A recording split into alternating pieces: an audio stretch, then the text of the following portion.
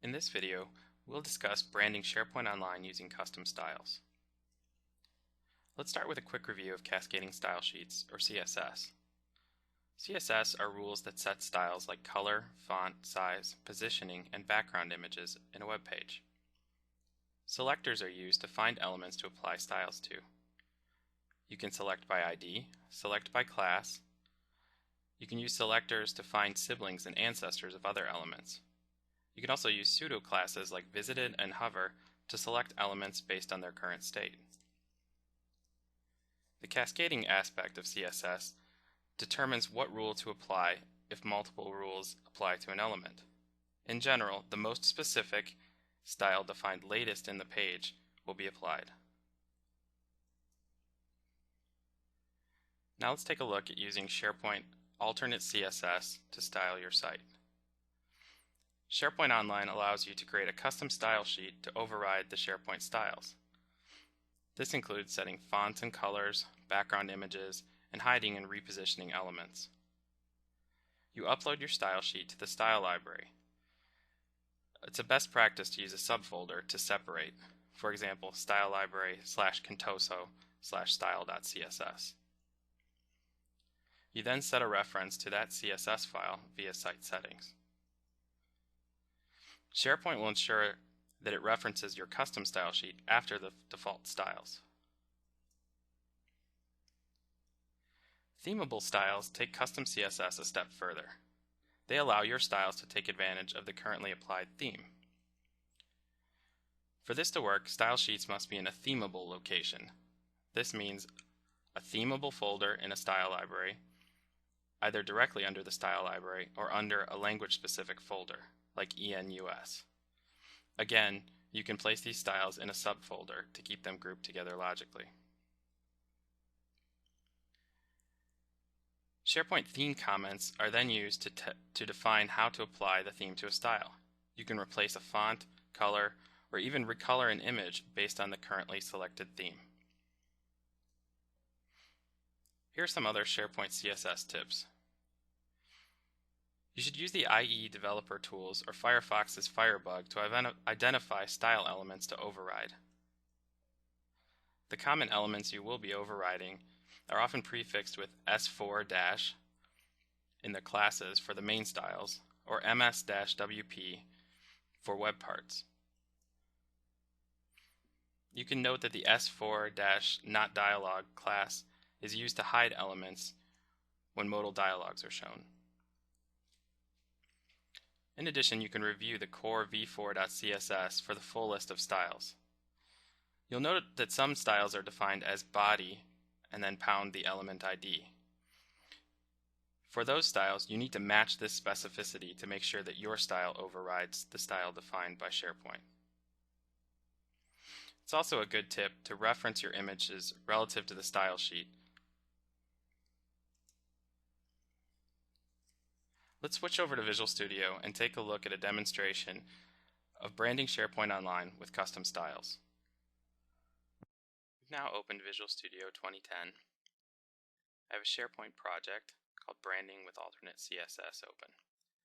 I've already created a module for my style library.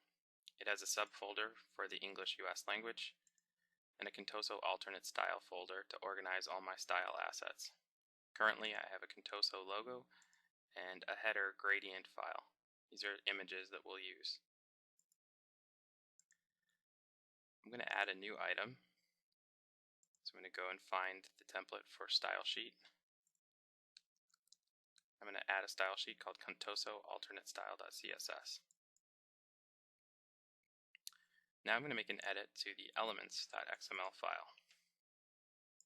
Just like all the other files in here, I want to add the ghostable in library attribute. This indicates the file should be treated as uncustomized when it's deployed. Back to my CSS file, I'm going to get rid of the default style and I'm going to add some styles that I came up with. Let's take a look at those styles. The first takes the S4 title class and this is going to override the SharePoint default S4-title class rules. It's It's going to set the background to my header gradient PNG image.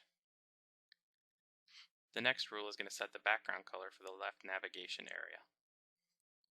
So I'm going to save my style sheet and close the file. Next, I'm going to add a feature receiver to enable the alternate CSS. So I'm going to find my feature, I'm going to right click and say Add Feature Receiver.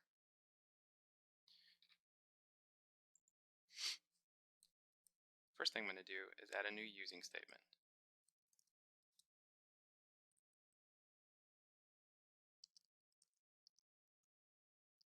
And add the utilities namespace. Next, I'm going to add a helper method. This sets a constant that will map to my style library style folder and adds a helper method to create a URL to any of my style assets. Next, I'm going to get rid of the feature activated that was part of the template and insert my own. Let's take a look at this code. So this is the custom code that's going to run after my feature is activated.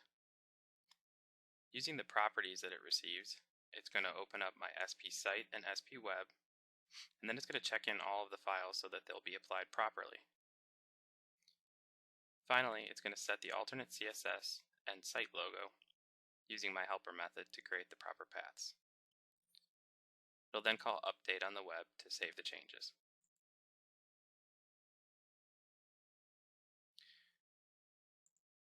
Finally, with this event receiver, I'm going to replace the feature deactivating. Again, let's look at this code. So this is the custom code that's going to run before the feature is deactivated. And here it's simply cleanup.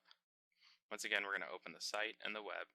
I'm going to reset the alternate CSS URL and the site logo URL. We're going to set those back to empty strings and then update the web by calling the update method. I'm going to save and close that file. And then we're all set to build and deploy to SharePoint Online.